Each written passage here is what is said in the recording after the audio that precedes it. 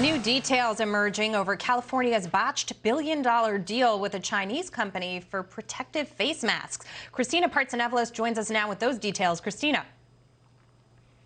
It was a billion-dollar deal with so few details until late last night when I received the 42-page contract between California and Chinese electric car maker BYD. Up until 2 months ago, the firm switched from making auto parts to creating PPE supplies, masks, and ventilators. The FDA has approved the company, but anytime a mask arrives from China onto American soil, it still needs further approval, which is why California rushed to go buy these N95 masks. And the most recent news we're hearing is that there's been a delay of millions of masks, causing California to be refunded $247 million. Governor Gavin Newsom of California says it's the wild, wild west when it comes to securing a deal to get these N95 masks because so many states are competing right now.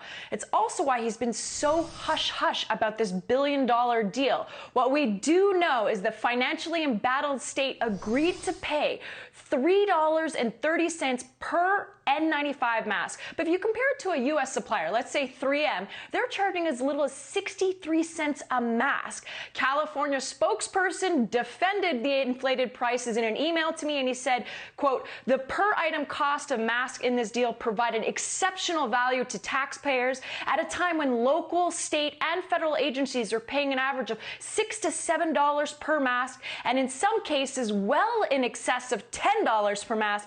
This agreement locked the state in at a competitive price point at scale." Jackie, though, I want to just point out that this isn't the first time California's deals have hit a snag. Just in March alone, California's paid almost $500 million for further masks from a company called Blue Flame Medical. But then they canceled that deal and then also got refunded. It just shows the willingness of states right now to work with inefficient or inexperienced companies in terms to get all of these vital equipments for frontline staff members. But I guess the moral of this story is rushing doesn't always go as planned. No, it doesn't. Kristina, a lot of questions around this deal. Thank you so much for helping lay that out for us. Joining me now to discuss it a little bit more, Wall Street Journal opinion writer Jillian Melcher.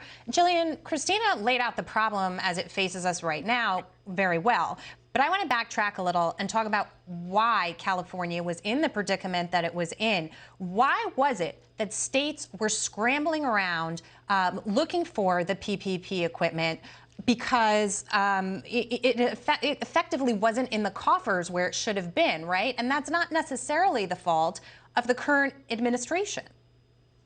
Yeah, I mean, I think you've got to give the Bush administration a lot of foresight for stocking up on PPE. Some of that was depleted around 2009.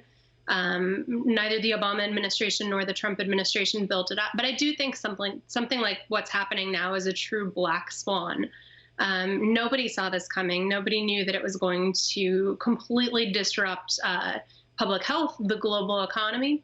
And so I do think you've got kind of a mad scramble for supplies. I mean, looking back a couple months ago, the World Health Organization coming out saying that demand for personal protective equipment was 100 times what it actually is.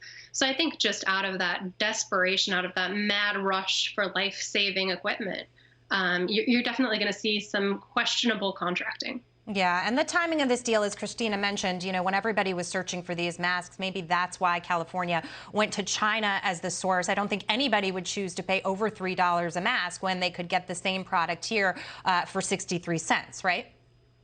Yeah, I mean, I think you're going to see a lot more of these stories kind of popping up with waste, fraud, and abuse. I mean, if you look at my colleagues on the news side at the Wall Street Journal reporting about some of the rather legally questionable contractors here in New York that ended up receiving contracts for everything from meal deliveries to personal protective equipment.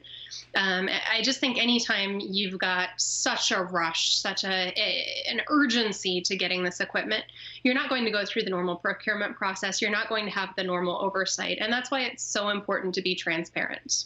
It is, and it's also important to build up the supplies so we can get what we need right here. Jillian, it's always great to see you. Thank you. Thank you.